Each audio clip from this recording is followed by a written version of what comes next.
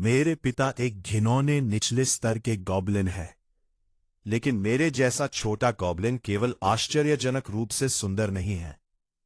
मेरे पास एक ठंडी, निर्दयी परिपक्वता है।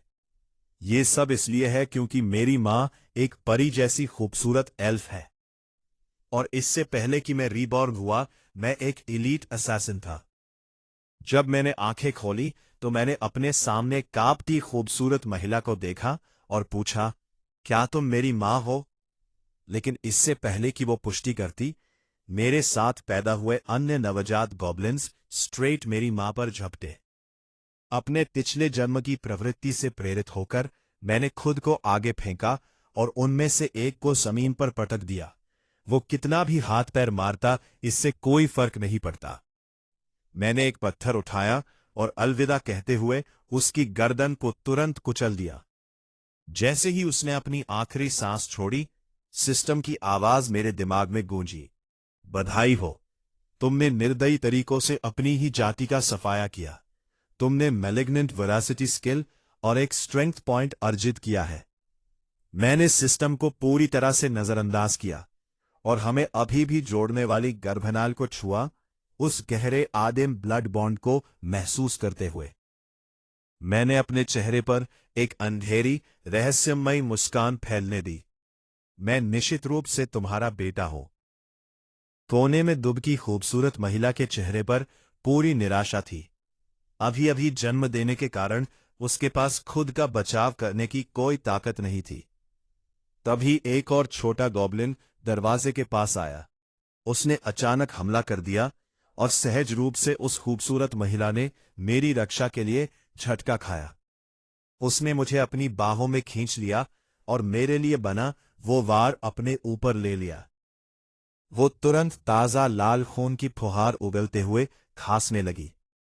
लेकिन जिस क्षण मैंने अपनी मां की गर्म गोद को महसूस किया और उसके होठों से टपकता खून देखा, मेरे सीने में एक अनियंत्रित क्रोध फूट पड़ा। क्या मैं अपने पिछले जन्म में सिर्फ एक निर्दयी हत्यारा मशीन था? एकमात्र स्नेह जो मुझे सिखाया गया था, वह था अपनी मां के प्रति अंध समर्पण। तो अगर आप कहानी का आनंद ले रहे हैं तो चैनल को लाइक और सब्सक्राइब करें। मैंने एक सेकंड भी संकोच नहीं किया। मैंने पत्थर उठाया और एक ही भारी वार में छोटे गॉब्लिन को कुचल दिया। वह रहस्यमयी सिस्टम की आवाज फिर से मेरे दिमाग में गूंजी, बधाई हो, मैलिग्नेंट वोरेसिटी के माध्यम से एक गॉब्लिन हैचलिंग को खत्म करने के लिए तुमने एक स्पीड पॉइंट अर्जित किया।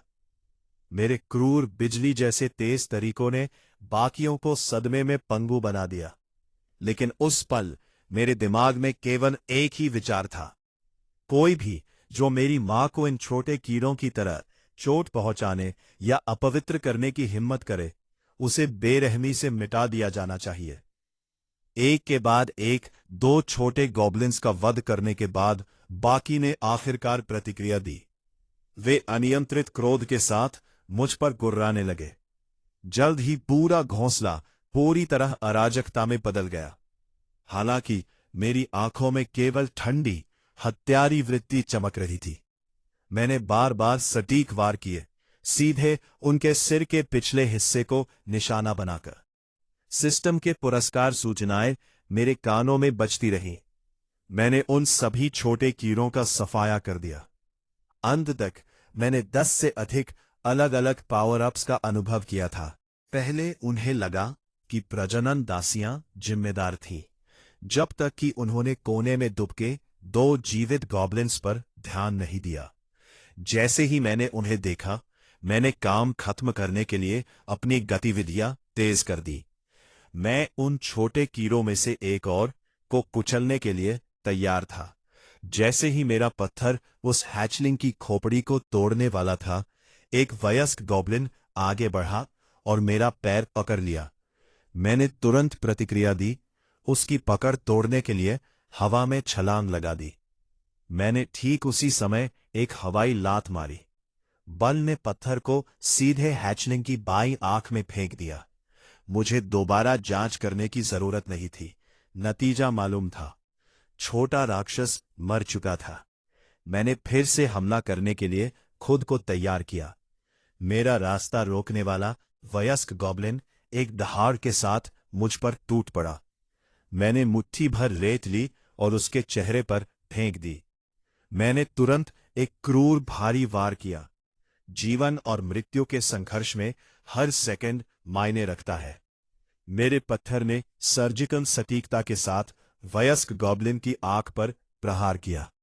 मैं एक पल में छोटे गॉब्लिन के पास पहुंच गया, लेकिन जैसे ही मैं घातक वार करने वाला था, गॉब्लिन सॉर्सरर, जो अब तक चुप था, ने आखिरकार करवट बदली।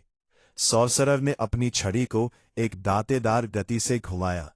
गंदगी के फर्श से अनगिनत जड़ें हिंसक रूप से फूट पड़ी। उन्होंने मुझे हवा में फंसाते हुए मेरे चारों ओर कुंडली लगा ली।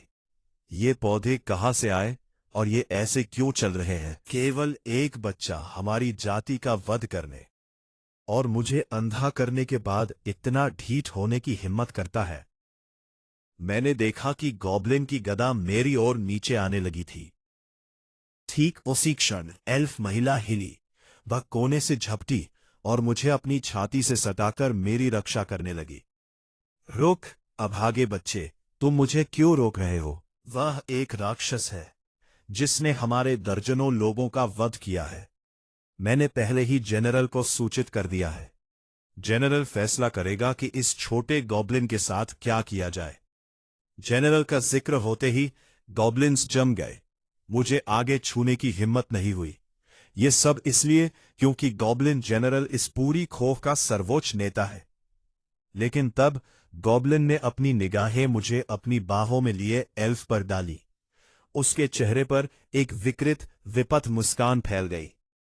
भले ही मैं अभी तुम पर हाथ नहीं उठा सकता, फिर भी मैं तुम्हारी नाक के सामने तुम्हारी मां का अपमान कर सकता हूं। उस प्राणी की आंखों में अपनी मां के लिए शुद्ध वासना देखकर मेरे अंदर क्रोध की एक नई लहर फूट पड़ी। मैंने हिंसक रूप से संघर्ष किया और तुरंत खुद को मुक्त कर लिया। मैं गॉब्लिन के बदन से फिसल गया। मैंने एक त्वरित झुकाव के साथ उसके वार को चकमा दिया और अपने शरीर को जबरदस्त बल से घुमाया, और केवल 3 चालों में मैंने उसकी बाह तोड़ दी, जिससे गॉब्लिन तड़पने लगा। वह दर्द से चीखता हुआ जमीन पर गिर पड़ा। एक और वयस्क गॉब्लिन अब और नहीं रुक सका और पत्थर की कुल्हाड़ी लेकर मुझ पर झपटा, लेकिन एक आदेश देने वाली आवाज ने उसे ठीक जगह रोक दिया। बस, जनरल, आपको हमें न्याय देना चाहिए। ये बच्चा अभी पैदा हुआ है और इसने पहले ही हम में से दर्जनों का वध कर दिया है। हम इसे किसी भी स्थिति में जीवित नहीं रहने दे सकते। तुम एक नवजात से अपमानित हुए? जनरल ने पूछा, और फिर भी तुम्हें मुझसे शिकायत करने की हिम्मत होती है? शामान, बोलो। गॉब्लिन शामान ने सिर हिलाया और सब कुछ कैसे शुरू हुआ विस्तार से बयान किया। पूरी कहानी सुनने के बाद जनरल की निगाह मुझ पर टिकी जब मैं एल्फ की रक्षा करते हुए खड़ा था। उसकी तेज आंखों ने एक क्षण भंगुर वास्तविक सदमा दिखाया, लेकिन उसने इसे जल्दी छिपा लिया। तो ये तुम ही थे जिसने हैचलिंग्स को मारा? मैं अपनी मां के सामने अपनी जमीन पर खड़ा रहा, एक शब्द नहीं बोला और एक सेकंड के लिए भी अपना बचाव कम नहीं किया। मैं यह महसूस कर सकता था, मेरे सामने खड़ा गॉब्लिन अविश्वसनीय रूप से शक्तिशाली था। वो इतना मजबूत था कि अपने चरम पर भी मुझे उसका बेहद सावधानी से सामना करना पड़ता। जब मैं अपनी मां के सामने अपने जमीन पर खड़ा रहा, शामन ने उसे चेतावनी देने के लिए कदम बढ़ाया। जनरल, हैचलिंग्स का बोलने में सक्षम ना होना सामान्य है। उसे कम से कम मैच्योरिटी तक पहुंचने के लिए हैचलिंग अवस्था पार करनी होगी। यदि ऐसा है तो हम यही प्रतीक्षा करेंगे। मुझे अपनी किस्मत का फैसला होने से पहले बोलना सीखना था, लेकिन अचानक चक्कर आने से मैं बेहोश हो गया। सौभाग्य से मेरी मां की कोमल देखभाल के कारण मैं जल्द ही जाग गया। फिर वे मेरी मां और मुझे एक काल कोठरी में घसीट ले गए। जगह कैदियों के रूप में रखी गई युवतियों से भरी हुई थी। उन सभी के साथ गॉब्लिन प्रजाति के प्रसार के लिए केवल उपकरणों की तरह व्यवहार किया जा रहा था। मैंने एक पैटर्न देखा। हर बार जब कोई गॉब्लिन किसी लड़की को घसीटता तो उसका करीना चीख पूरी कालकोठरी में गूंजती। मेरी मां ने धीरे से मेरी आंखें और कान ढक दिए और वो कोमल दहशत में कांपती और रोती रही। उसे ऐसे देखकर मैंने चिंता से पूछा, क्या हुआ मां? पास के एक गॉब्लिन ने मेरा सवाल सुना और क्रूर हंसी में बोला, क्या हुआ? वह बस हमारे खिलौने बनने की तैयारी कर रही है, और क्या। ये ऐसा था मानो वह अपने सबसे बुरे दुष्स्वप्नों को फिर से जी रही हो। मेरी मां ने मुझे छोड़ दिया। उसकी निगाहें खाली और बेजान हो गई। मैंने अपना छोटा हाथ बढ़ाकर उसके बालों को सहलाया। मैंने उसकी आत्मा को शांत करने की कोशिश की, जो बिखरने वाली लग रही थी। मां, और मत रो। सलाखों के पीछे के गॉब्लिन ने हमें देखा। हमारे दुख के हर पल का आनंद ले रहा था। जितना अधिक आतंक उसका शिकार महसूस करता, वह उतना ही उत्तेजित हो जाता। इस पल का आनंद लो जब तक चले। कुछ दिनों में तुम्हारी मां हम सबकी मां बन जाएगी। जैसे ही मैंने गॉब्लिन्स को जाते देखा, मेरा चेहरा काला पड़ गया। मैंने उस लीडर का चेहरा अपनी याद में जला लिया। मेरी मां उस गंदगी के कारण रो रही थी। उसकी पीड़ा तभी समाप्त होगी जब मैं उसकी जान ले लूंगा। इसलिए जब रात हुई और गॉब्लिन्स ने अपनी रक्षा को कम कर दिया, तो मैंने अपना शैडो स्टेल्थ सक्रिय किया और अंधेरे में विलीन हो गया। मैं बिना किसी आवाज के कोठरी से बाहर निकल गया। चूंकि एक एक करके कैदियों को घसीटा जा रहा था, यहां की सुरक्षा ढीली पड़ चुकी थी। मैं एक भूत की तरह चला। चतुराई से गॉब्लिन गश्ती दल से बचता रहा। मैंने उस गॉब्लिन का शिकार करना शुरू किया जिसने आज सुबह मेरी मां का अपमान किया था। रास्ते में गश्त कर रहे गॉब्लिन्स को चुपचाप मारने के बाद मुझे आखिरकार अपना लक्ष्य मिल गया।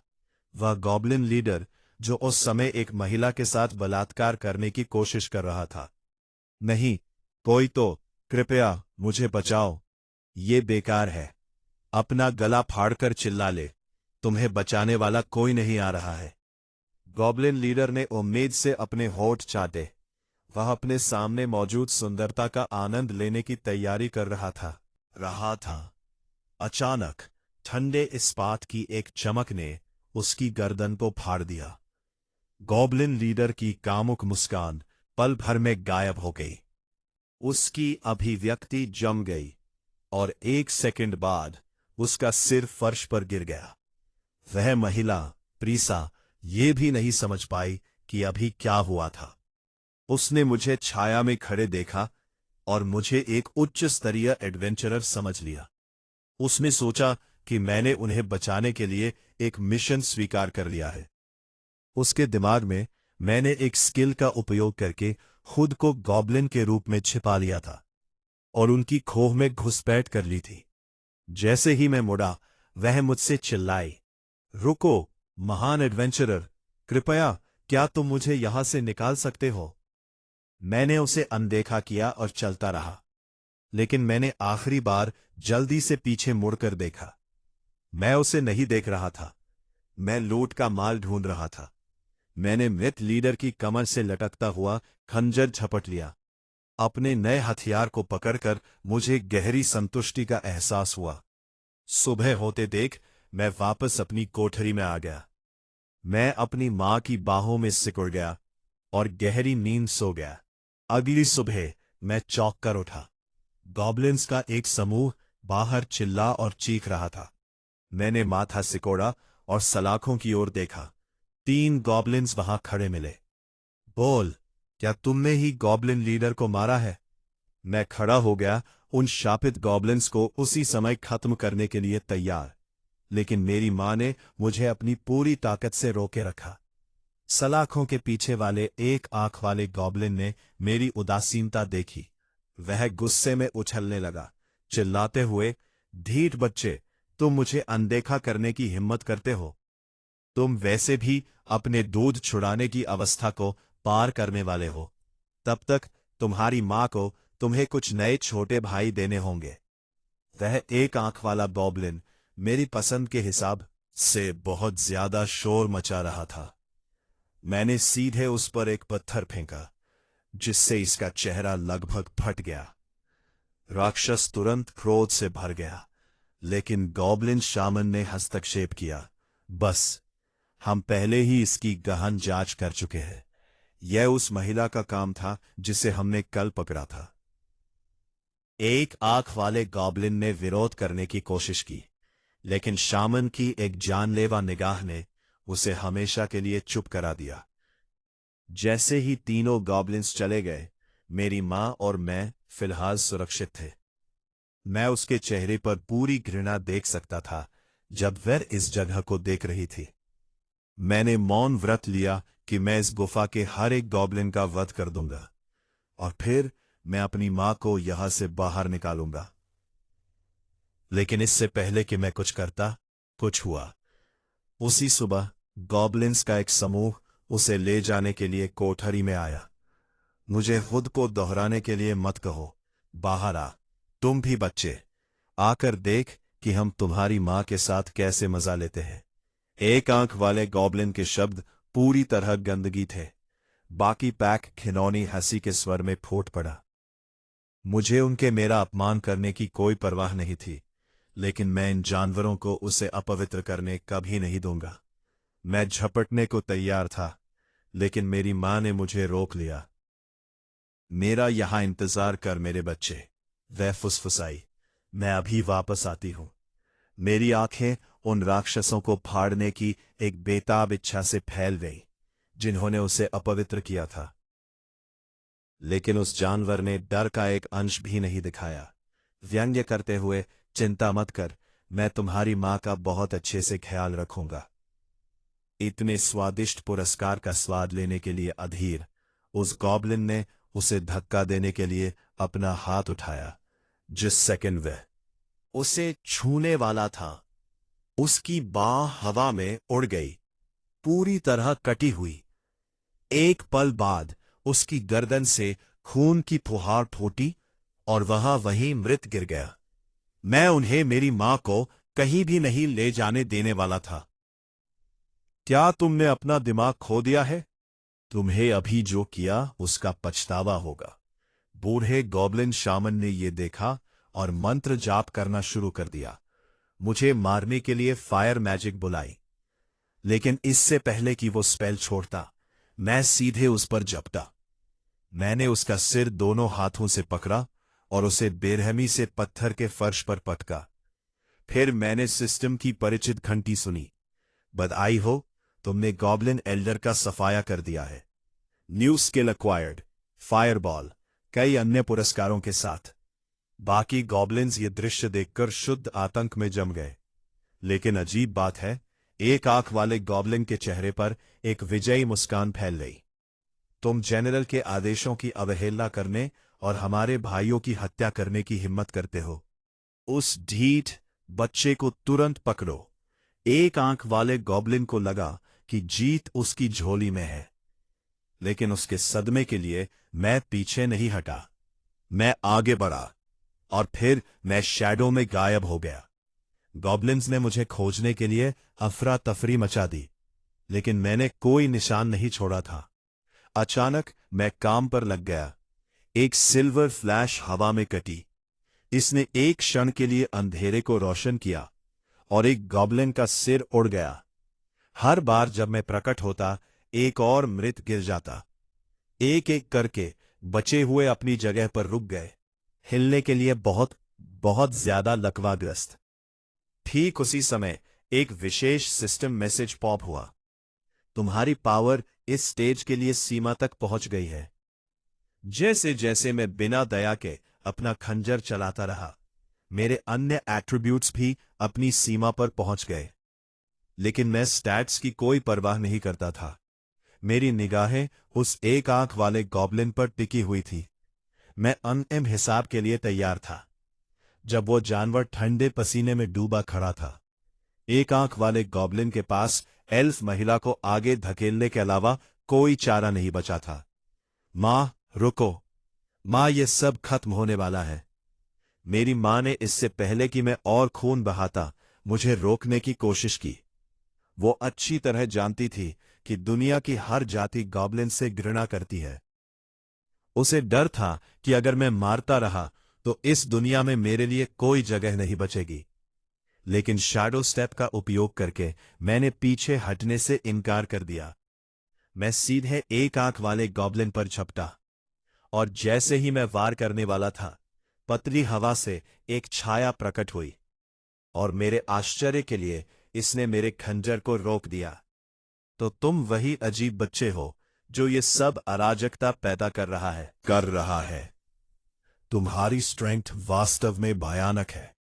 जब मैं तुम्हारी उम्र का था, मुझ में तुम्हारी आधी भी पावर नहीं थी। इस पूरी खोह में केवल अपनी युवावस्था में जनरल ही संभवतः तुमसे मुकाबला कर सकता है। एक आंख वाले गॉब्लिन ने गॉब्लिन नाइट को देखा और उसे लगा कि उसका उद्धारकर्ता मिल गया है। सर नाइट, आप आखिरकार आ गए। देखो, इस दुष्ट ने हमारे भाइयों की हत्या कर दी। हालांकि इससे पहले कि वो अपना वाक्य पूरा करता, मैं पहले से ही उस पर था। मैंने अपना खंजर एक आंख वाले गॉब्लिन के गले पर रख दिया। निर्णायक क्षण में एक विशाल सिल्वर ग्रेट सॉर्ड ने हस्तक्षेप किया। तुम मेरी आंखों के सामने किसी को मारने की हिम्मत करते हो? गॉब्लिन नाइट ने अपनी ग्रेट सॉर्ड को पकड़ा और एक क्रूर वार किया। अगले ही पल मुझे एक जबरदस्त पावर महसूस हुई जो मुझसे टकराई, मुझे दीवार पर पटक दिया। मैं बमुश्किल फिर से हमला करने के लिए उठ पाया, लेकिन मेरी मां ने मुझे रोकते हुए कहा, मेरे बेटे, मत करो, तुम नहीं जीत सकते। गॉब्लिन नाइट एक सुपीरियर स्पीशीज से संबंध रखता है। वो गॉब्लिन जनरल का डायरेक्ट नाइट है, उसकी कमान के तहत सबसे मजबूत हाई क्लास वॉरियर। वो एक प्रतिद्वंद्वी है जिसे तुम अभी निश्चित रूप से हरा नहीं सकते। इसके अलावा एक हाई क्लास गॉब्लिन की हत्या एक अक्षम्य अपराध है। तुम्हारे पास अभी मुझे हराने का कोई मौका नहीं है। नाइट ने कहा, उस एल्फ को छोड़ो और बाहर निकल जाओ जब तक मैं अच्छे मूड में हूं। गॉब्लिन नाइट ने अपना वाक्य भी समाप्त नहीं किया था। मैं उसकी पीठ के पीछे फिर से प्रकट हुआ, हाथ में खंजर लिए, लेकिन उसने मुझे पूरी आसानी से रोक लिया। भले ही उसने मेरी स्ट्रेंथ को बढ़ता हुआ महसूस किया। गॉब्लिन नाइट मुस्कुराया, क्योंकि उसके मन में एक काला विचार कौंधा। यदि तुम मुझे मारने यहां नहीं आते हो, मां इसके बजाय मरेगी। उन शब्दों के गूंजते ही मैंने एक उग्र हमला शुरू कर दिया। मैंने तूफान की तरह प्रहार किया, जिससे सभी को आश्चर्य हुआ। यहां तक कि गॉब्लिन नाइट भी मेरी अचानक क्रूरता से दंग रह गया। उसने मन में सोचा, वह सिर्फ एक शावक है, वह इतनी भयानक पावर कैसे समेट सकता है? लेकिन हम हाई क्लास गॉब्लिन्स की तुलना में तुम एक साधारण कीड़े से ज्यादा कुछ नहीं हो। गॉब्लिन नाइट ने अपनी विशाल तलवार को घातक इरादे से घुमाया, और फिर एक क्षण की खाई पाकर नाइट ने एक क्रूर प्रहार किया, सीधा मेरे दिल पर निशाना साधते हुए। सौभाग्य से मैं बस समय पर उस वार को रोकने के लिए अपना खंजर वापस खींचने में कामयाब रहा, लेकिन इससे कोई फर्क नहीं पड़ा। पावर बहुत ज्यादा थी। प्रभाव ने मुझे पीछे की ओर घुमा दिया। ठीक उसी क्षण मेरे हाथ से स्टील की एक चमक फूटी। एक आंख वाला गॉब्लिन वहां खड़ा था, लड़ाई को एक साधारण दर्शक की तरह देख रहा था। अचानक उसने अपना सिर जमीन पर लुढ़कते देखा। तब ही गॉब्लिन नाइट को एहसास हुआ कि उसके साथ खेल किया गया था। मैंने उसकी नाक के नीचे हत्या करने की हिम्मत कर दी थी। उस पल मेरे शरीर से ऊर्जा की एक भयानक लहर फूट पड़ी।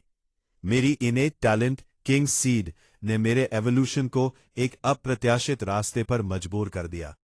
हवा में एक बहरी दहाड़ गूंज उठी। जंगली बिजली मेरे चारों ओर आकाशीय सर्पों की तरह नाचने लगी। एक अद्भुत ट्रांसफॉर्मेशन ने मेरे शरीर पर कब्जा कर लिया।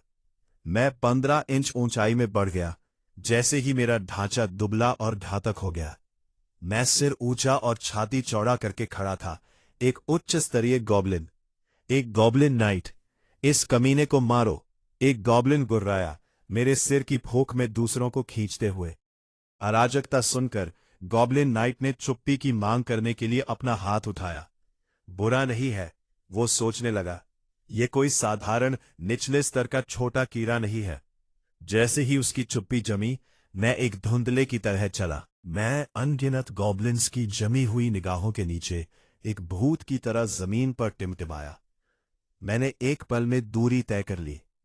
मैं उच्च स्तरीय नाइट में घुसा, उसे हवा में उड़ा दिया।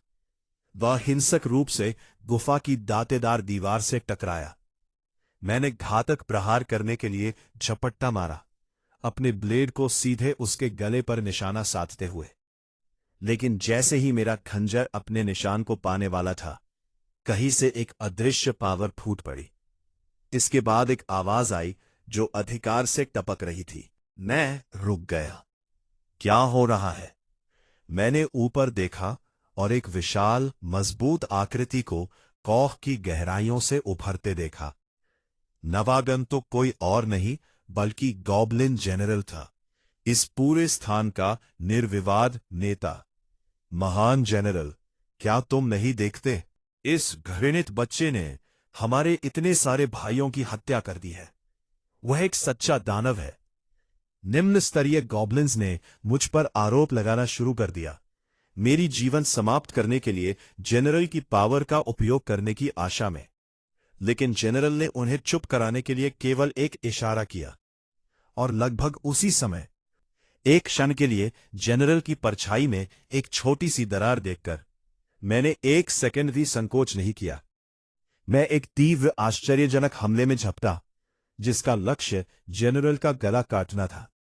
हालांकि जिस क्षण मेरा ब्लेड अपने निशान को रगड़ने वाला था, एक अदृश्य पावर अचानक फूट पड़ी।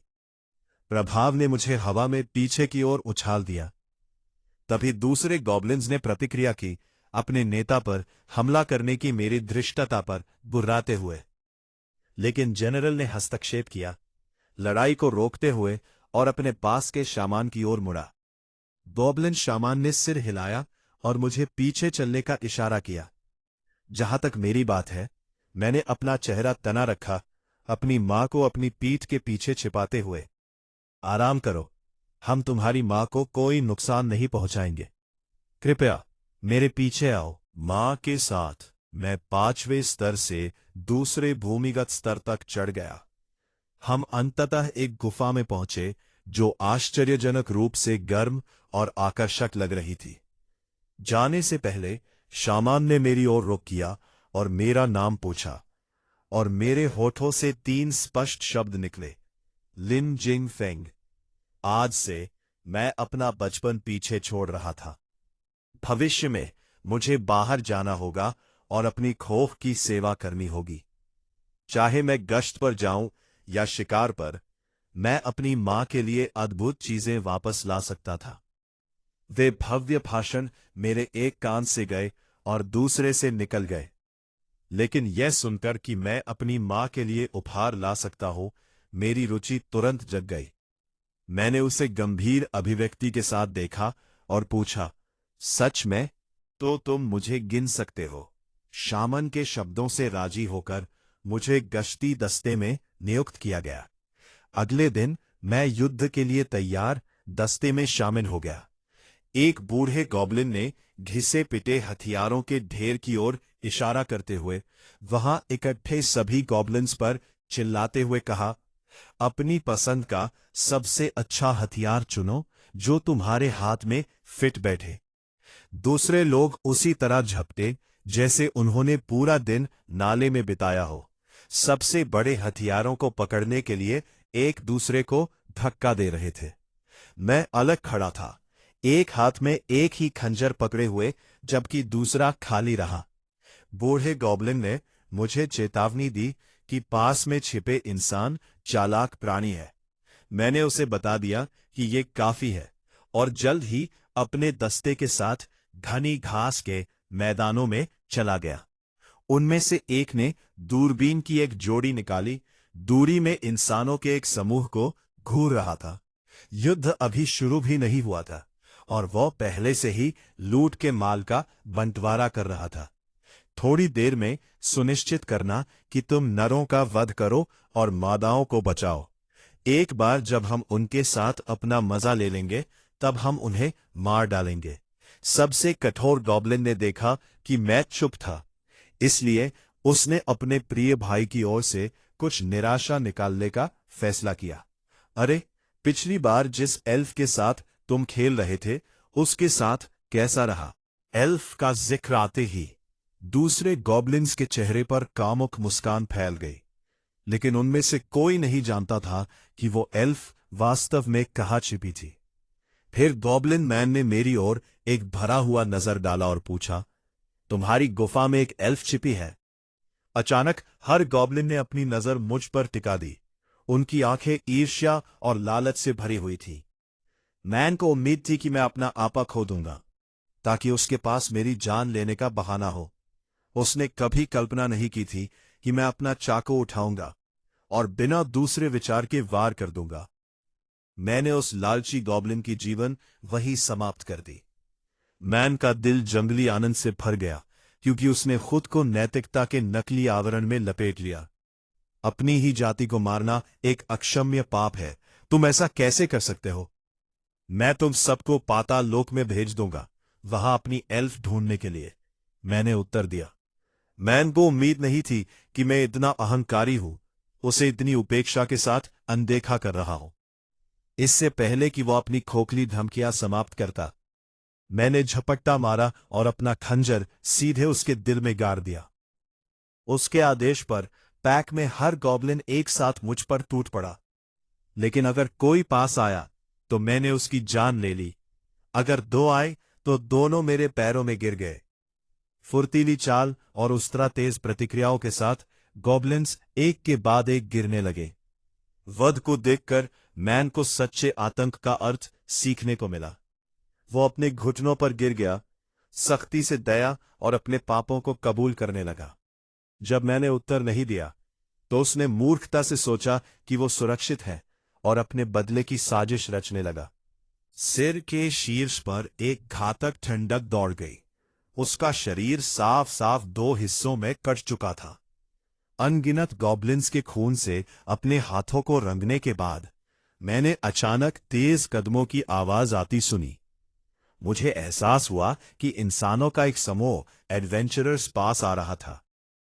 अपने पिछले जन्म में मैं एक ठंडा अड़ेग असैसिन था, लेकिन मैं एक गॉब्लिन के रूप में रीबॉर्न हुआ था, सबसे मोहक गॉब्लिन। मेरी शक्ल ने मेरे साथियों को ईर्ष्या से भर दिया, इसलिए उन्होंने मेरी जिंदगी को नरक बनाने की कोशिश की। वह उनकी भूल थी। इसने केवल मेरे अंदर जलते क्रोध को उजागर किया। अपने मिशन के दौरान मैंने उनमें से हर एक का निर्दयतापूर्वक सफाया कर दिया। ठीक उसी समय जब मैं एक सांस लेने के लिए तरस रहा था, मैंने उन एडवेंचरर्स को सीधे इस तरफ आते सुना। एक पल बाद समूह मेरे स्थान पर पहुंच गया। उस क्षण वे सब मुश्किल से मुझे शुद्ध सदमे में देख रहे थे। मैं गॉब्लिन शवों के पहाड़ के ऊपर खड़ा था। यहां आखिर हुआ क्या है? उनमें से एक हकलाकर बोला, तुम किससे डर रहे हो? आखिरकार वो सिर्फ एक साधारण गॉब्लिन है। देखो, हरे कान अभी भी शरीरों पर है। ये एक भाग्य का मूल्य है। लीडर लालच से मुड़े चेहरे के साथ मुझ पर झपटा, एक जानलेवा वार करने के लिए तैयार। लेकिन जैसे ही उसकी तलवार मुझे रगड़ी, मैं स्याही की तरह काला हो गया, जंगल की शैडोज में पिघल गया। इससे पहले कि वो प्रतिक्रिया करता, मैं उसके पीछे प्रकट हुआ, अपने ऑब्सिडियन खंजर से उसकी गर्दन सहला रहा था। अचानक मेरे पीछे एक आवाज गूंजी। तुरंत एक सुरक्षात्मक दीवार ने क्षेत्र को घेर लिया। फिर भस्म करने वाली लपटें सीधे मेरी ओर बढ़ीं। मैं बिल्कुल केटो की पीठ के पीछे था।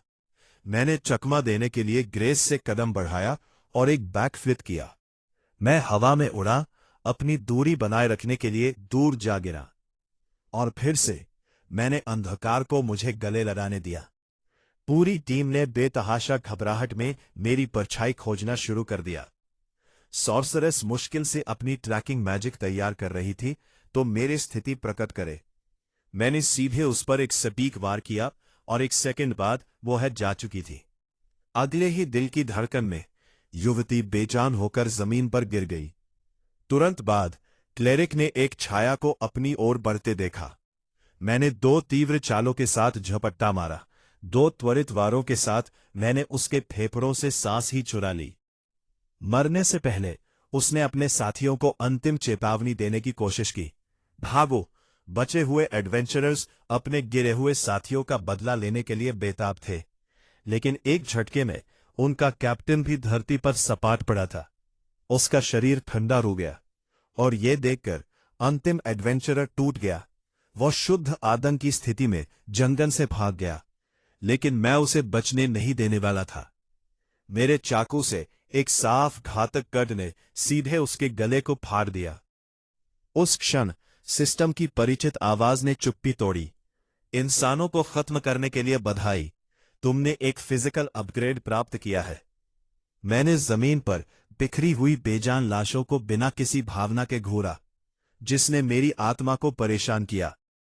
युद्ध क्षेत्र से हर एक औजार को लूटने के बाद मैंने सोचा, क्या मुझे ये सभी खजाने अपनी मां के पास वापस ले जाने चाहिए? बहुत जल्द मैंने अपनी मां की ओर वापस जाने का रास्ता बना लिया। खोह में बना लिया। जब दूसरों ने मुझे अकेले उस विशाल बोरे को ले जाते देखा, तो उन्होंने मुझे पूरी घृणा से देखा, ये सोचकर कि मेरे साथियों ने मुझे मेरी किस्मत पर छोड़ दिया था। फिर एक गॉब्लिन ने जानबूझकर एक युवा दासी को मुझसे टकरा दिया। किसी सामान्य दिन पर मैं उसे वहीं मार डालता, बिना दूसरे विचार के। लेकिन अपने हाथों में कीमती सामान से भरे होने के कारण मैंने भीड़ को अनदेखा किया और खोह की ओर चलता रहा। अचानक चोंग डोंग नामक एक बूढ़े गॉब्लिन ने चिल्लाकर कहा, अरे तुम गॉब्लिन! मैं बहरा बनने का नाटक करने वाला था और ढोंग करता कि मैंने कुछ सुना ही नहीं, लेकिन एक गॉब्लिन गार्ड ने प्रवेश द्वार पर मेरा रास्ता रोककर मुझे चेतावनी दी। मैंने माथा सिकोड़ा, रुकने और मुड़ने के लिए मजबूर हुआ। चोंग डोंग दौड़ता हुआ आया और मेरे ठीक सामने खड़ा हो गया, हांफते हुए। मैंने अभी तुम्हें बुलाया था, तुम क्यों नहीं रुके?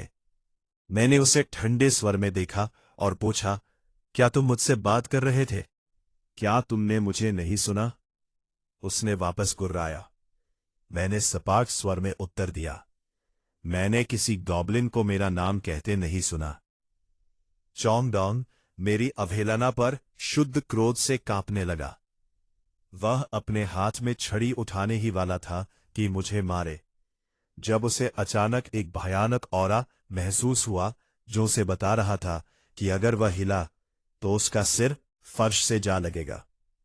वह अस्पष्ट रूप से मुझसे आ रहे एक उच्च स्तरीय गॉब्लिन के जबरदस्त दबाव को महसूस कर सकता था। चोंग डोंग को चुपचाप जमे देखकर मैं अपना धैर्य खोने लगा। अगर कुछ और नहीं है, मैंने कहा, तो मैं जा रहा हूं। रुको, तुम्हें अपनी लूट का एक हिस्सा सौंपना होगा। उसने अपनी पीठ पर बोरे की ओर इशारा करते हुए हकलाकर कहा। ये सुनकर मैंने अपनी आंखें सिकोड़ ली और अपने गियर पर पकड़ मजबूत कर ली। मैंने उसकी आंखों में देखा और कहा, यह मेरा है। तुम्हारा होने का क्या मतलब? लूट खोह और दस्ते की होती है। हमें घेरने वाले दूसरे गॉब्लिन्स ने गुस्से में चिल्लाकर उसका समर्थन करना शुरू कर दिया। चोंग डोंग ने एक गहरी सांस ली और मुझे चेतावनी दी कि यहां हर गॉब्लिन नियमों का पालन करता है। तुम्हें वापस लाई गई हर चीज का आधा हिस्सा सौंपना होगा, कोई अपवाद नहीं। फिर उसने मुझ पर तिरछी नजर डालकर पूछा, और वे दूसरे कहाँ हैं जो तुम्हारे साथ गए थे? मैंने उसे सपाट स्वर में उत्तर दिया, वे मर चुके हैं। चोंग डोंग, जो एक सेकंड पहले इतना अहंकारी बना हुआ था, मेरे शब्दों को सुनते ही पत्थर की मूर्ति की तरह खड़ा हो गया। भीड़ ने मुझे भ्रम में देखा, ये देखने के लिए कि मेरे ऊपर एक भी खरोंच नहीं थी। अगर बाकी सब मिट गए, वे फुसफुसाए, तुम अकेले कैसे वापस आ गए? चोंग डोंग की आवाज कांप रही थी जब उसने नई सावधानी के साथ मुझसे पूछा, वे कैसे मरे और तुम्हारे जैसा कमजोर कैसे बच गया? मैंने अपना गियर पकड़ा और उत्तर दिया, मैं उनसे ज्यादा मजबूत हूं। क्या तुम उसका परीक्षण करना चाहते हो? उसने स्पष्ट रूप से मेरे शब्दों में छिपी धमकी पकड़ ली। चोंगडोंग शुद्ध क्रोध से कांपने लगा और अपने फेफड़ों के शीर्ष पर चिल्लाया, तुम ढीठ बच्चे! मैं गॉब्लिन जनरल को बताऊंगा कि तुमने हमारे साथ विश्वासघात किया है। मैं इन बेवकूफों के साथ बहस करते करते थक गया था, इसलिए मैं चलने के लिए मुड़ा। लेकिन चोंगडोंग और उसके आदमी जल्दी से मेरा रास्ता रोकने के लिए आगे बढ़ गए। तुम कहीं नहीं जा रहे हो, वह फुफकारा। तुम मेरे साथ जनरल के पास चल रहे हो। मेरा हाथ पहले से ही अपने खंजर पर टिका था, किसी भी क्षण हमला करने के लिए तैयार। यह तीसरी बार था जब इस गॉब्लिन ने मेरा रास्ता रोका था, और मैं धैर्य रखते रखते थक गया था। मैंने अपना ब्लेड म्यान से निकाला और गुर्राया, तो बस मर जा। मैंने दूरी कम करना शुरू किया, एक एक कदम उसकी ओर बढ़ता हुआ। चोंगडोंग की आंखें फैल गईं, क्योंकि शुद्ध आतंक छा गया। वह पीछे हटा और अपने पीछे निम्न स्तरीय गॉब्लिन्स पर चिल्लाया, इस तुच्छ बच्चे को मेरे लिए पकड़ो अब। गॉब्लिन्स की भीड़ आगे बढ़ी, मुझे घेरने की तैयारी कर रही थी। मैंने अपने खंजर पर पकड़कर बया सातानी निकलिया। अनसर के कदम, एक तीखी चुभने वाली आवाज साफ जगह में गूंजी, सब रुको, यह मुझ पर छोड़ दो। शामन ने इससे पहले कि चोंगडोंग शिकायत करता उसे रोक दिया और सीधे मेरी ओर देखा। यह ठीक है, शामन ने कहा, तुम जा सकते हो। मैंने सवालों में समय बर्बाद नहीं किया। मैंने बस सिर हिलाया और अपनी लूट के साथ चला गया। मैं आखिरकार दूसरे बेसमेंट के उस अंधेरे नम कमरे में वापस पहुंच गया। विक्टोरिया ने मुझे देखा। उसका चेहरा पीला और पूरी तरह सन्न था। उसने मेरे हाथ में कसकर पकड़े खून से लथपथ बैग को देखा। वह कांपते हुए फुसफुसाई, बेटा, क्या तुमने किसी को मारा? मैंने बिना किसी झिझक के उसे एक धीमा, जानबूझकर किया गया सिर हिलाया। हां, मैंने उन सबको मार डाला। क्या मैं अद्भुत नहीं हूं? मैंने ये अपने हाथ में खून से सना खंजर उठाते हुए कहा, अपनी मां से प्रशंसा के एक शब्द की प्रतीक्षा में। अप्रत्याशित रूप से उसने अपना हाथ बढ़ाया और मुझे धक्का दे दिया, चिल्लाते हुए, मुझे मत छू। मैं समझ नहीं पाया कि मैंने उसे नाराज करने के लिए क्या किया था, लेकिन यह देखते हुए कि वह बैग को घूरना बंद नहीं कर सकती थी, मैंने अपनी सारी लूट खाली कर दी और गर्व से कहा, यह सब तुम्हारे लिए है, जो पसंद हो ले लो।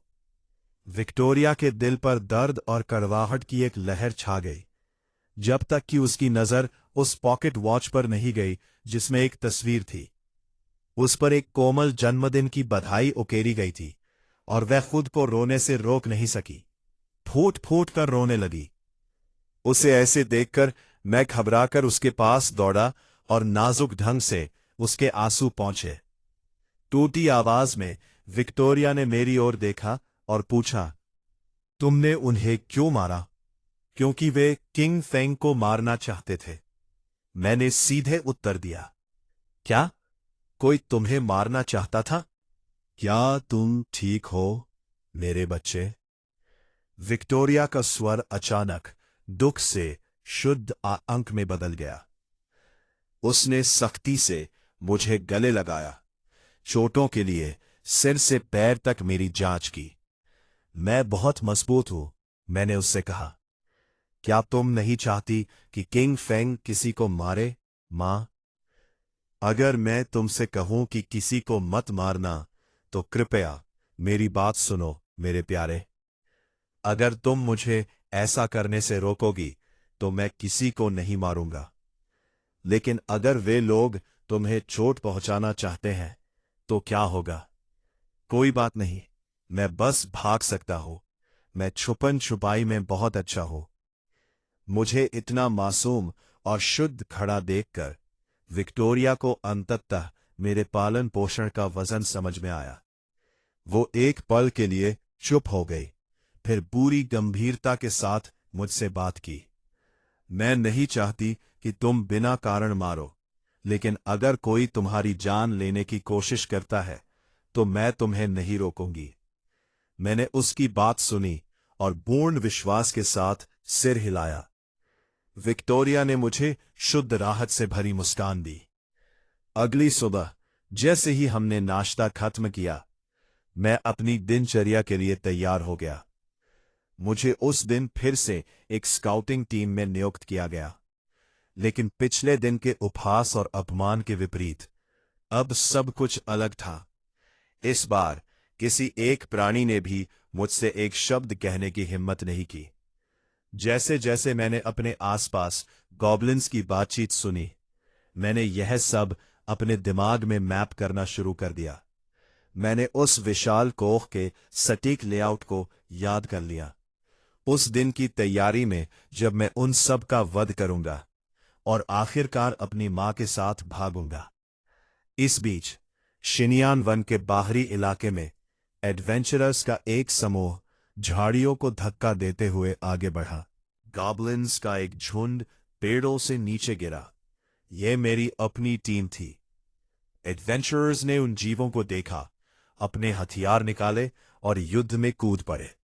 दूसरी ओर मैं शाखाओं में छिपा रहा, ठंडेपन से देखता रहा जब तक कि दोनों पक्षों की सांस नहीं फूल गई। तभी मैंने हमला किया। मैंने बिना झिझक के उन्हें काट डाला। मैंने किसी को खड़ा नहीं छोड़ा। मैं स्टील का बवंडर था।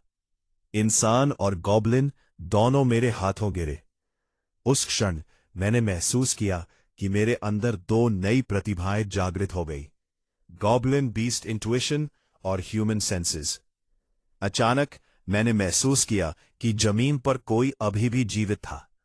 क्या मैं एक ही वार में उसे खत्म करने वाला था? लेकिन मेरी मां के शब्द मेरे सिर में गूंजे, इसलिए मैंने अपना खंजर म्यान में रख लिया। मैंने उस जीवित बचे व्यक्ति के लिए अपनी पीठ मोड़ी और खोह की ओर चल दिया। हालांकि अकेले गुफा में लौटने की मेरी निरंतर आदत ने दूसरे गॉब्लिन्स के बीच नाराजगी पैदा करना शुरू कर दिया था। मैं अब तक का सबसे सुंदर गॉब्लिन बनकर रीबॉर्न हुआ था। क्या मैं सच में इस पूरी खोह का राजा था? और जन्म के तुरंत बाद अपनी अविश्वसनीय स्ट्रेंथ के कारण मैंने पहले ही मध्य स्तरीय गॉब्लिन्स के बीच एक जगह बना ली थी। बस कुछ क्षण पहले पूरा समूह एक साथ शिकार करने गया था और उनके आश्चर्य के लिए यह फिर से हुआ। मैं अकेला था जो वापस लौटा था। इससे तुरंत बाकी पैक में आक्रोश की लहर दौड़ गई। ठीक उसी समय भारी कवच में लिपटा एक गॉब्लिन धीमे जानबूझकर किए गए कदमों के साथ मेरे पास आया। मैं नाइटली हूं, मेरे साथ चलो। महान जनरल तुम्हारी उपस्थिति की मांग करता है। हमें घेरने वाले गॉब्लिन्स फुसफुसाने और खी खी करने लगे। उन्होंने मेरा मजाक उड़ाया, ये सोचकर कि मेरे अहंकार ने आखिरकार जनरल को व्यक्तिगत रूप से मुझसे पूछताछ करने के लिए मजबूर कर दिया था। लेकिन नाइट की मांग के बावजूद मैंने मुश्किल से उस पर एक नजर डाली और चलता रहा। मेरे लिए अपनी मां के पास वापस जाने से ज्यादा महत्वपूर्ण कुछ नहीं था। ये बच्चा मुझे अनदेखा करने की हिम्मत करता है, जनरल के प्रत्यक्ष आदेशों की अवहेलना करने की। क्रोधित होकर नाइट मुझ पर झपटा, मुझे पकड़ने और जबरदस्ती घसीटने का इरादा रखता था। लेकिन उसे देखने के लिए मुड़े बिना भी मैंने उसके हमले को हवा में एक ही हाथ से पकड़ लिया। नाइट का चेहरा उस पल शुद्ध आतंक से पीला पड़ गया। उसने अपने हाथ को मेरी पकड़ से छुड़ाने के लिए अपनी पूरी ताकत से संघर्ष किया, लेकिन मेरी पकड़ इतनी मजबूत थी कि वो 1 इंच भी नहीं हिल सका। गुस्से से दहाड़ते हुए उसने अपना खाली हाथ मेरी ओर घुमाया, लेकिन मैंने बस एक भौं उठाई और एक तेज झटका दिया। मैंने उसे हवा में उड़ा दिया। इस प्रदर्शन ने वहां मौजूद हर गॉब्लिन को उनके मुंह खुले के साथ खड़ा छोड़ दिया। 1 सेकंड बाद नाइटली अपने पैरों पर उछला, अपना क्रोध मुझ पर भड़काते हुए। वो पूरी तरह से अपमानित था और जनरल के आदेश अब उसके लिए मायने नहीं रखते थे। वो अब केवल यही चाहता था कि मुझे टुकड़े टुकड़े कर दे। लेकिन जैसे ही उसने फिर से आक्रमण करने की तैयारी की, एक गहरी, अधिकारपूर्ण आवाज हवा में गूंजी। नाइट उस आवाज पर तुरंत जम गया। उसका शरीर बोर्ड जैसा सख्त हो गया। मैंने अपनी निगाह उस आवाज के स्रोत की ओर घुमाई।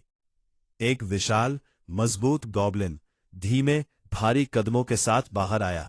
Goblin general. उसके शरीर से शुद्ध दबाव की एक अदृश्य ऑरा विकिरण हो रही थी। ये इतना जबरदस्त था कि बाकी झुंड उसकी आंखों में देखने की हिम्मत भी नहीं करता था। एक पल में वहां मौजूद हर गॉब्लिन उसके सामने झुकने के लिए दौड़ पड़ा। वो धीरे धीरे मेरे पास आया, एक भेदी निगाह से सिर से पैर तक मेरा विश्लेषण कर रहा था। मैंने अपनी मांसपेशियों को तनाव दिया, किसी भी क्षण हमला करने के लिए तैयार। लेकिन उसने मुझे केवल एक पल के लिए देखा, फिर अपनी पीठ मोड़ ली। आओ, उसने आदेश दिया। बिना जवाब की प्रतीक्षा किए अपनी चाल फिर से शुरू कर दी। जब उसने देखा कि मैं नहीं हिल रहा हूं, तो वह रुका और एक और बात जोड़ी। अगर तुम नहीं चाहते कि तुम्हारी मां मरे, तो बेहतर होगा कि तुम मेरी बात मानो। वे शब्द मुझे मेरी छाती पर एक शारीरिक प्रहार की तरह लगे। मैं एक पल में अपने स्थान से गायब हो गया। अगले सेकंड मैं पहले से ही अपना खंजर चला रहा था। मैंने इसे सीधे गॉब्लिन जनरल के दिल पर निशाना साधा, लेकिन इससे पहले कि यह उसकी त्वचा को छेदता, मेरा ब्लेड अचानक रुक गया। ब्लेड उसकी छाती से 1 मिलीमीटर दूर था, 1 इंच भी आगे बढ़ने में असमर्थ।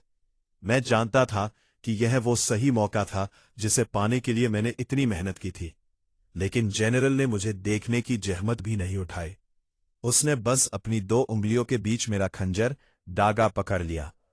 बुरा नहीं है, ये देखते हुए कि कितना कम समय बीता है। वह बुदबुदाया, तुम्हारी स्ट्रेंथ आश्चर्यजनक दर से बड़ी है। मैंने उसे देखा और फुफकारा, क्या तुम्हें लगता है कि मैं तुम्हें अभी नहीं मारूंगा? अगर तुम इसके लिए सक्षम हो तो कोशिश करो, उसने ठंडे स्वर में उत्तर दिया। लेकिन मुझे बताओ, क्या तुम वास्तव में ऐसा कर सकते हो? उन शब्दों के साथ जनरल ने अपनी उंगलियों का एक मामूली, आकस्मिक झटका दिया। पावर का वो छोटा सा प्रदर्शन एक शॉकवेव उत्पन्न करने के लिए काफी था। एक प्रभाव के साथ जिसने मुझे खाली हवा के माध्यम से पीछे की ओर उड़ा दिया। मैं कई बार कठोर, निर्दयी जमीन से टकराया। जैसे ही मैं अपने पैरों पर खड़ा होने के लिए संघर्ष कर रहा था, उसकी आवाज फिर से गूंजी। अगर तुम नहीं चाहते कि तुम्हारी मां के साथ कुछ हो, तो एक अच्छा छोटा सोल्जर बनो और मेरे पीछे आओ। इस बार मैंने बिना दूसरे विचार के आज्ञा मानी और खौफ के सबसे ऊंचे स्थान पर उसके पीछे हो लिया। जैसे ही मैं महल की ओर जाने वाली सीढ़ियां चढ़ रहा था, मैंने अपने चारों ओर पूरी तरह खिले फूलों का एक सुंदर परिदृश्य देखा। मैंने सोचा, अगर मेरी मां यहां होती तो मुझे पता है कि वो इस जगह से प्यार करती। मेरे बगल में गॉब्लिन जनरल ने मुझे रुका हुआ देखकर माथा सिकोड़ लिया, ठीक जैसे मैं दूसरा फूल तोड़ने के लिए नीचे झुका। उसने अपना सारा धैर्य खो दिया और झल्लाकर बोला, बस करो, यहां जो उगता है वो मेरा नहीं है, किसी और ने इस बगीचे को उगाया है। लेकिन मैंने उसकी चेतावनियों पर बहरा कान लगाया और एक के बाद एक फूल तोड़ता रहा। जनरल इसे 1 सेकंड भी और बर्दाश्त नहीं कर सका। उसने अपना हाथ जोर से नीचे घुमाया, अपनी मुट्ठी सीधे मेरे सिर के ऊपर मारी, जिससे मुझे अपनी छोटी फसल रोकनी पड़ी। अब मेरे माथे पर एक बड़ी धड़कती हुई गांठ थी। मैंने तुमसे कहा था कि उन्हें मत काटो, वो गुर्राया। मैंने अपना सिर रगड़ा, सोचते हुए, अगर मुझ में तुम्हें मारने की पावर होती तो मैं बहुत पहले कर चुका होता। ये देखकर कि मैं उन फूलों को कितना चाहता था, जनरल ने एक अप्रत्याशित प्रस्ताव रखा। यदि तुम उन फूलों को अपने साथ ले जाना इतना ही चाहते हो, तो मुझ पर कम से कम एक वार तो लगाने की कोशिश करो। उसने अपनी बाहें पार की और पूरी गंभीरता से मेरी ओर देखा। मैं ये नहीं करूंगा, तुम मेरे लिए बहुत शक्तिशाली हो। वाह, तो तुम वास्तव में डर महसूस करना जानते हो। वाह, मैं बस उन लड़ाइयों को नहीं लड़ता जहां हार निश्चित हो। और ठीक उसी क्षण ली नाम का गॉब्लिन नाइट, वही जिसने पहले मुझसे झगड़ा किया था, दौड़ता हुआ बाहर आया। गॉब्लिन जनरल के दिमाग में एक नया विचार का ढा। अचानक उसने नाइट की ओर एक उंगली उठाई। ये काफी होगा यदि तुम उसे हराने में कामयाब हो जाओ। मेरे जनरल, ये मुझे उचित नहीं लगता। क्या ये दूसरे गॉब्लिन के साथ धमकाना नहीं है? भले ही वे शब्द उसके मुंह से निकल रहे थे, उसकी आंखों में उत्तेजना की एक निर्विवाद चिंगारी जल रही थी। वह लंबे समय से मुझे सबक सिखाने के लिए मर रहा था। मैं सिर्फ एक अहंकारी बच्चा था जो अपनी हैसियत नहीं जानता था। यदि जनरल की दबंग उपस्थिति नहीं होती तो उसने शुरू से ही मुझे खुद कुचल दिया होता। उसी क्षण जनरल की आंखों में एक अजीब सी चमक दिखाई दी। तुरंत बाद उसके ठीक सामने एक ट्रांसल्यूसेंट पैनल प्रकट हुआ। इसमें गॉब्लिन नाइट ली और मेरी अपनी कॉम्बैट पावर दोनों का विवरण था। मेरे सामान्य स्टैट्स के विपरीत मेरा डेटा एक सामान्य गॉब्लिन की तुलना में, जो 19 दिन पहले मुश्किल से वयस्कता तक पहुंचा था, पूरी तरह से असामान्य था। हर बार जब मैं युद्ध के लिए जाता, मेरे स्टैट्स फिर से आसमान छू लेते। ये उसके लिए पूरी तरह से आकर्षक था। गॉब्लिन हैट से, जो अपनी पावर को इतना बढ़ाना चाहता था, उसे 4 वर्षों के लंबे थकाऊ प्रशिक्षण से गुजरना पड़ता। और फिर भी केवल कुछ ही दिनों में मैंने वह रास्ता पार कर लिया था जो दूसरों के लिए पूरा जीवन लेता था। वह मेरी सच्ची सीमाओं की परीक्षा लेने के लिए दृढ़ था। गॉब्लिन जनरल ने मुझे शुरू करने का आदेश दिया, मेरी स्ट्रेंथ को गॉब्लिन नाइट ली के खिलाफ मापते हुए। जैसे ही उसने द्वंद्व की शुरुआत की घोषणा की, ली ने 1 सेकंड भी बर्बाद नहीं किया। उसने तुरंत अपनी पूरी ताकत से हमला किया, लेकिन मैंने घबराहट का एक अंश भी नहीं दिखाया। मैंने उसके ब्लेड के चाप से बचने के लिए बस 1 कदम पीछे लिया। आली होने के बावजूद सीधे गॉब्लिन नाइट के भारी कवच पर जा लगी, लेकिन उसने केवल एक धुंधली, दयनीय खरोंच छोड़ी। इसने गॉब्लिन नाइट ली को जरा भी प्रभावित नहीं किया। यह बेकार है, वो व्यंग्यात्मक ढंग से मुस्कुराया। गॉब्लिन नाइट का कवच लगभग सभी प्रकार के मैजिकल अटैक से सुरक्षित होता है। उन शब्दों को थूकने के बाद गॉब्लिन नाइट ली ने एक शिकारी मुस्कान दिखाई। उसने अपना रुख समायोजित किया और मुझ पर एक और भारी वार करने के लिए अपना ब्लेड घुमाया। मैंने अपना खंजर उठाकर उसके आने वाले हमले को रोक दिया, लेकिन प्रभाव जबरदस्त था। मेरे प्रतिद्वंद्वी की विशुद्ध फिजिकल स्ट्रेंथ ने मुझे पीछे की ओर उड़ा दिया, हवा में निलंबित। गॉब्लिन नाइट ने छलांग लगाने की जहमत भी नहीं उठाई। ये तुम्हें एक बार और हमेशा के लिए समाप्त करता है, वो गुर्राया। लेकिन उसके पूर्ण सदमे के लिए अगले ही सेकंड एक और फायरबॉल ने उसके सीधे चेहरे पर प्रहार किया। लॉ ने स्वयं उसे कोई वास्तविक नुकसान नहीं पहुंचाया, लेकिन इसने उसकी रीढ़ में खतरे की अचानक ठंडक भेज दी। उसने तुरंत अपना हमला रोक दिया। उसने बिना दूसरे विचार के खुद को बगल में फेंक दिया। उस क्षण भर की प्रतिक्रिया के कारण वो बमुश्किल उस खंजर से बचा जिसे मैंने फायरबॉल के पीछे छुपाया था। उस क्षण पूर्ण आतंक ने उसे अपने आगोश में ले लिया। अगर वो समय पर नहीं हिलता तो वो सीधे अपने अंतिम संस्कार की ओर बढ़ रहा होता। वो सिर्फ एक भाग्यशाली बचाव था। वो गुर्राया, ये फिर से नहीं होगा। लेकिन इससे पहले कि गॉब्लिन नाइट ली अपनी बात पूरी करता, उसे एहसास हुआ कि मैं पूरी तरह से गायब हो चुका था। वो तुरंत घबरा गया, मुझे खोजने के लिए हर जगह आंखें दौड़ा रहा था। उसके बगल में गॉब्लिन जनरल ने अपनी आंखें सिकोड़ ली।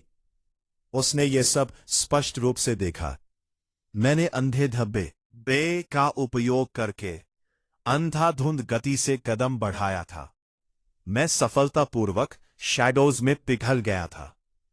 उस तकनीक में महारत हासिल करने में वर्षों लग जाते हैं। फिर भी मैं मुश्किल से इस दुनिया में आया हूं। ये पूर्ण विसंगति जनरल के माथे पर झुर्रियां ला रही थी। वो इसे समझ नहीं पा रहा था। इस बीच लड़ाई जारी रही। ली हवा में छिपे खतरे को महसूस कर सकता था। मुझे खोजने में असमर्थता की पीड़ा उसे अंदर ही अंदर खाए जा रही थी। कायर की तरह छिपना तुम्हें मजबूत नहीं बनाता। बाहर आओ और मेरा सामना करो। अगले ही सेकंड मैं उसकी पीठ के ठीक पीछे प्रकट हुआ। जब तक गॉब्लिन नाइट ली को इसका एहसास हुआ, तब तक बहुत देर हो चुकी थी। जैसे ही मेरा खंजर उसमें धंसने वाला था, कुछ बदल गया। गॉब्लिन जनरल ने हस्तक्षेप किया। आंख झपकते ही वो मेरे ठीक सामने प्रकट हो गया। केवल एक हाथ से उसने बिना पसीना बहाए मेरे हमले को रोक दिया। बस, उसने ठंडे स्वर में कहा, ये यही समाप्त होता है। जनरल ने आधिकारिक तौर पर लड़ाई को रोक दिया था। ली गॉब्लिन नाइट ने मुझे रुखाई से पीछे धकेल दिया। वो शुद्ध घृणा के साथ गुर्राया, कसम खाई कि वो इसका बदला मुझसे चुकाएगा। मैंने उसकी दयनीय चीख को पूरी तरह से नजरअंदाज कर दिया। इसके बजाय मैंने अपनी आंखें गॉब्लिन जनरल पर टिकाए रखी। मन ही मन मैं निराश था कि वो अभी तक मरा नहीं है। ये देखकर कि मैं वास्तव में उसे मारने का इरादा रखता था, ली गुस्से से उबलने लगा। जैसे ही वो मुझे कोसने वाला था, उसने देखा कि मैं फिर से गायब हो गया था। एक क्षण बाद मैं पहले से ही उसके पीछे खड़ा था। मैंने उसकी गर्दन पर एक उथला, चुभता हुआ घाव छोड़ा। अपने मूल में अपमानित महसूस करते हुए उसका चेहरा पीड़ा से विकृत हो गया। गॉब्लिन नाइट गुस्से में चिल्लाया, मुझे टुकड़े टुकड़े करने की कसम खाई। लेकिन गॉब्लिन जनरल की एक तीखी, गरजती हुई आज्ञा ने उसे रोक दिया। उसने नाइट को पीछे हटने के लिए मजबूर कर दिया। ली अपने वरिष्ठ अधिकारी की अवज्ञा करने की हिम्मत नहीं करता था। हालांकि उसने मुझे शुद्ध जंगली क्रोध से भरी एक आखिरी नजर दी। उसने यह भी ध्यान नहीं दिया कि उसकी गर्दन से टपकने वाला खून किसी और चीज के साथ मिल गया था। एक बार नाइट के जाने के बाद जनरल ने धीरे से पूछा, तुम क्यों नहीं रुके? क्या तुम सच में उसे मारना चाहते थे? मैंने उसकी ओर देखा और उत्तर दिया, मुझे क्यों रुकना चाहिए? क्या प्रतिद्वंद्वी के मरने तक लड़ाई खत्म भी होती है? जनरल ने अपनी आंखें सिकोड़ लीं। क्या यह तुम्हारा जीवित रहने का तरीका है? जीवित रहना, मैंने सोचा। मैं बस इतना जानता हूं कि अगर मैं जीना चाहता हूं, तो मुझे हर उस व्यक्ति को खत्म करना होगा जो मुझे धमकी देता है। मेरी उम्र के एक नवजात गॉब्लिन से इतने ठंडे शब्द सुनकर जनरल ने एक भारी सांस छोड़ी। उसने गहरी आह भरी और अपने हाथ से इशारा किया, अब जाओ। उसने मुझे तोड़े हुए फूल लेने और जाने को कहा। अब से तुम हर दिन यहां आओगे, उसने कहा। मैं तुम्हें खुद लड़ना सिखाऊंगा। दूसरों को मारना आसान है, वो आगे बोला। तुम जो कर रहे हो वो असैसिनेशन है। ये लड़ना जानने के समान नहीं है। इसके अलावा तुम्हारी असैसिनेशन टेक्निक बहुत ही लापरवाह है। तुम पूरी तरह से अपना बचाव छोड़ देते हो। तुम्हें ऐसे लड़ना किसने सिखाया, मानो तुम्हें परवाह ही नहीं कि तुम जियोगे या मरोगे। मैंने उसकी आंखों में देखा और कहा, मेरी मां ने मुझे सिखाया, लेकिन मैंने बाकी नहीं समझाया। मैंने उसे नहीं बताया कि वो मां मेरे पिछले जन्म की थी। गॉब्लिन जनरल ने अपनी आंखें थोड़ी सिकोड़ ली। तुम अब से यहां आओगे, उसने आदेश दिया। कोई फर्क नहीं पड़ता कि क्या होता है, तुम्हें आना ही चाहिए। मैंने इस विशालकाय की ओर देखा और सिद्ध की एक लहर महसूस की। अपनी मां के पास वापस भागने के अलावा कुछ नहीं चाहता था। मैंने करारा जवाब दिया, और क्या चीज तुम्हें लगती है कि मैं नहीं आऊंगा? यह तथ्य कि मैं तुमसे कहीं अधिक मजबूत हूं, छोटे से एक, उसने उत्तर दिया। तो चलो उसकी परीक्षा लेते हैं, मैंने चुनौती दी। आधे घंटे बाद मैं जमीन पर सपाट पड़ा था, हर सांस के लिए हाफ रहा था। मैंने एक जंगली तीव्रता के साथ जनरल की ओर देखा। मैंने शब्दों को थूका। मैं कसम खाता हूं, मैं तुम्हें मार डालूंगा। अगर तुम्हें लगता है कि तुम कर सकते हो तो कोशिश करो, उसने मुड़कर जाने के लिए कहा। लेकिन उस दिन तक मजबूत होने के लिए जो करना है करो। मैंने धरती पर एक पल के लिए रुका, और जैसे ही मैंने खड़े होने की कोशिश की, मेरे पैर झुक गए और मैं वापस अपने घुटनों पर गिर पड़ा। उस लड़ाई ने मेरी ताकत की हर आखिरी बूंद निचोड़ ली थी, लेकिन मैं जानता था कि अगर मैं वापस नहीं लौटा तो मेरी मां बहुत चिंतित होगी। उस विचार ने मुझे प्रेरित किया। मैंने अपने दांत पीस लिए और अपनी दर्द भरी मांसपेशियों को हिलाने के लिए मजबूर किया। मैंने अपने शरीर को फिर से खड़े होने का आदेश दिया, लेकिन मेरे पैर मुझसे दूर तैरते हुए लग रहे थे। मेरी दृष्टि धुंधली हो गई और अचानक मैंने सेड्रिका को वहां खड़े देखा। केवल इस बार मेरा शरीर अंततः पूरी तरह से ढह गया। मैंने खुद को गिरता हुआ महसूस किया जब तक कि मैं किसी अविश्वसनीय रूप से नरम चीज से नहीं टकराया। उस पल मुझे अपनी मां से अलग एक खुशबू आई। यदि तुम घायल हो तो तुम्हें व्यवहार करना चाहिए और आराम करना चाहिए, उसने धीरे से कहा। गोशिन तुम्हारे जैसे बच्चे के साथ इतना कठोर कैसे हो सकता है? मैंने उसकी ओर देखा और पूछा, तुम कौन हो? मेरा नाम एलेना है, शॉटियन की पत्नी, उसने अपने चेहरे के निशान को छूते हुए उत्तर दिया। कितनी शर्मनाक बात है। क्या मैं बहुत बदसूरत दिखती हूं? क्या मैं तुम्हें डराती हूं? मैं अजीब तरह से उसके आलिंगन से अलग हो गया। मेरा दिमाग यादों से दौड़ रहा था। मुझे जाना है, मैंने उससे कहा। मेरी मां अभी भी मेरा इंतजार कर रही है। बिल्कुल नहीं, उसने जोर दिया। तुम अभी भी बुरी तरह घायल हो। मुझे उन घावों को भरने दो और फिर तुम जा सकते हो, ठीक है? मैंने उससे पूछा कि क्या इसमें लंबा समय लगेगा, और उसने बस सिर हिला दिया। मैंने एक पल के लिए संकोच किया, लेकिन मैंने उस पर भरोसा करने का फैसला किया।